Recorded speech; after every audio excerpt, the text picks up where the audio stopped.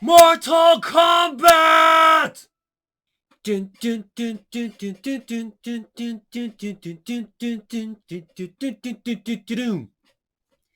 Yes, Mortal Kombat. It's been a long time coming, especially a good movie, which is pretty much the first one only. And the first one hasn't aged that well either, so it's good that we're getting a new one. A little backstory about a background about my history with Mortal Kombat. So when the first Mortal Kombat came out, I was in late elementary school, I think. And so I wasn't the target audience for that game, but I saw it on the commercials and I saw it on the news, how much controversy it caused. And obviously I wasn't able to buy it, but I had a neighbor who had an older brother and he bought it on the SNES, and I went over to his house and played it a lot. And it was generally a good fighting game. It was unique for how it controlled. It was a little more how do you say, stiff, but it had its nuances that was really good. And obviously the gore, it wasn't something that I really went crazy over, but it was unique, so I appreciated that even at the young age when I was. And then MK2 came out, and I was older then, and I got it myself, and MK2 just upped the ante. It was such a good game. There were so many new characters that were interesting. They all had unique move sets. There were so many secrets that you could unlock, like Noob Saibot and Smoke and Jade and all that. It was one of the best fighting games that I've ever played, except the best is Third Strike. So obviously I'm biased towards liking this Mortal Kombat movie, but since this is my first movie review on this channel, I just want you guys to know that I'm sort of like a cinema snob. Like, my top movies of all time would include stuff like Akira Kurosawa and Godfather and those kinds of things. I'd never put something like Transformers in it, and I really dislike Transformers movies because I think Michael Bay did a horrible job projecting the good parts of what Transformers is. But I do like action movies like Die Hard and The Raid and those kinds of things. So I have probably a more critical view of this movie than a lot of other people. So just to let everything out right now, I thought the movie was okay. It had some good things, and there was a lot of unnecessary stuff that bogged the movie down from being really, really good. Like unnecessary characters and plots and unnecessary edits and cuts, and it was just too Hollywood in like a lot of layman's terms, I would say. Like directing for the lowest common denominator. It's harsh words, but the movie could have been so much better in my opinion. So I'm just gonna assume that if you're watching this video that you know what the story is about, or in general at least, or at least some of the Mortal Kombat background. So I just want to go into what was good first.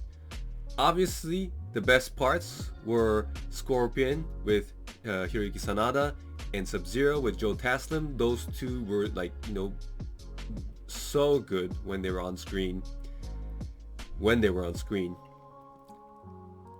Sanada is a legend in Japan, especially in the action acting, because he's, I would say the main protege of Sonny Chiba, who is like the first ever internationally successful action star from Japan. And then we have Kano, played by Josh Lawson. Now he was like the other star of this film. His charisma or his antics were so funny and so, it's weird to say charming because he's supposed to be like the bad sort of guy, but he was a character that you would really attach to, because everybody else in this film had sort of a bland personality, and his was just over the top, and it stood out in a good way. It was very good. I don't know how many of his lines were like scripted, because a lot of it sounded like on the fly, and it was just really funny in that way. Like a lot of things there were like main dialogue going on, and then from the background you would hear him quirp some random line, and it was really funny that way. And he brought that character to life really like nobody else could. He had sort of like a nemesis called Cabal, and Cabal is from MK3, but Cabal was actually really good, really well done too. I just hated that they set him up to have a rivalry with Kano, and then he didn't have it after, so it was sort of disappointing. Since anything with Kano or backstory with Kano, that would have been a lot better than what we got. Some of the special effects were good, like very, very good. And there was a lot of Easter eggs, obviously, about MK lore and things. Not everything's like on paper canon stuff, but there was a lot of things that only really hardcore MK buffs would know, and that's good. It's not something that would save the film, but it's definitely something that it's a fan service for people who like MK. And then I have to talk about the bad, I guess, because there was a lot that I did not like. So Cole, who is introduced as a new character for this movie, he is so bland. Part of the reason why is because he's not very well acted in a sense, and so this movie isn't really supposed to be serious or anything, but like say Sonya, she wasn't really well acted as well, but they gave her some cheese, especially because she was interacting with Kano a lot, and that cheese made her kind of not stand out as like that you had to take her seriously in this movie. But Cole, like, he had really no cheese, and he had a lot of serious lines that he didn't deliver really in that with impactful way. So he was just uninteresting. And why did you have to make a new character that has really bland stuff going on? He's just a regular MMA guy, and he gets some new powers later, but whatever, and yeah, it should have been like the main spot should have been either Scorpion, Sub-Zero, or Kano. Obviously Kano really can't be the main guy for the Mortal Kombat movie, but he was the most interesting guy, so it would have been better that way. Okay, second bad thing was the fighting. Now, the fighting, sometimes it was good, but there were a lot of times when it was just really bad. Like, the only times when it was good was when, Joe and Sanada were on the screen, because, obviously they're veterans in this fighting choreography kind of thing, and they were so much better than everybody else. Like, when everybody else was fighting, there was a lot of it was zoomed in, there was a lot of fast cuts, and when they actually showed something, the fight, the hits didn't really have any weight to them. Like, it was just really like almost like 90s action fighting. Like, if you've seen like the Raid, the Anbak, Ip Man, hell, even like Enter the Dragon, there's no way you can say these fights were like good. A lot of the fights were just like setups for like the fatalities, and the fatalities look good, I must say, but the fighting itself, there was a lot that I thought was subpar in this genre. Speaking of dying, the fatalities were pretty good in overall, but in contrast, there are a few instances where the movie shies away from people actually dying, or they just die in the really lamest ways. Spoiler, like Bihan, Bihan is the character that turns into Sub-Zero later. Bihan almost lets Hanzo live. Like, he stabs Hanzo in the stomach and in the shoulder for some reason. And, you know, I'm not like a medical expert or anything, but if somebody would have come and like stitched up Hanzo a little bit, he would have probably survived. He you know, he kind of crawled over to his family again after, you know, Bihan left.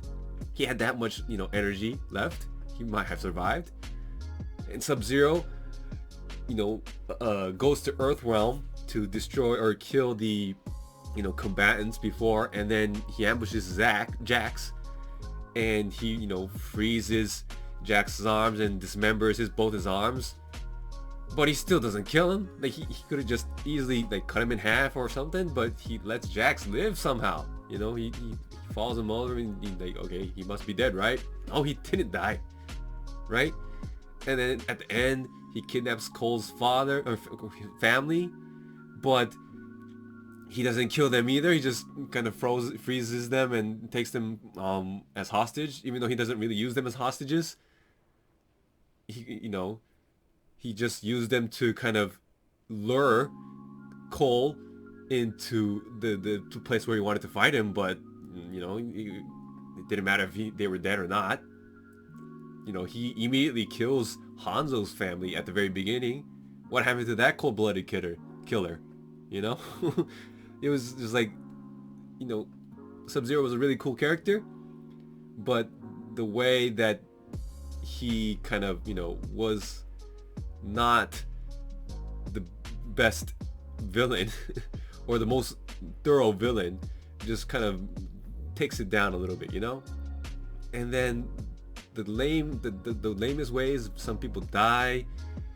Oh man, the biggest offender with this was Kano. Like, Kano, so he dies from a lawn gnome being stabbed into his eye, right? It's not even like a huge lawn gnome, like not a penetration through the skull kind of thing. It's like this big, and it like goes a few inches into his eye socket, and like he dies from that. Like, people have been shot in real life through the eyes and stuff, and some people survive with that injury, you know? And Kano, who's like obviously a little bit more physically trained and stuff, and he just dies from something a little bit being stuck in his eye. It was, damn man, that pissed me off so much. It was such a lame way for such a cool character to die. Like, there was some foreshadowing about the death, about how he would die in the, you know, early parts of the movie, but that did not justify it at all. It was one of the lamest ways I've ever seen somebody die in any movie, really. Yeah, I had to make this review video because I had to get some of that stuff, the bad stuff out, because man, this movie, if those things were kind of ironed out, it could have been a really, really great movie, not just a good video game adaptation of a movie, or adaptation into a movie. You know, I hope that in the sequel a new director is hired, and either he takes the movie more seriously, or he just makes it a lot more cheesier, and, you know, we can have a lot more fun with it instead of just having like really in between that was happening right now. And so, you know, if I had to give it a grade, I would give it a C. Just like in between. It's good enough that I'd recommend people to watch it. There's a lot of good stuff in it for some, you know, fun times, but, you know, I had higher expectations, I would say, because the first 7 minutes, you know, it was released as a trailer, and that part was so good, and then they just kind of, you know, pulled the chair out from under us. It could have been so much better. What I would really like, though, is if they give us a prequel and it was, you know, the main story was Hanzo and Bihan and their storyline. That would have been, and, you know, obviously have to cast Hiroki Sanada and Joe Taslim again. Those two are essential, but that would be the best. And I think I alluded to this as well before. a side story about Kano and Cabal, or Kano with anybody, or Kano and Sonya, how they ended up being together. That would have been good.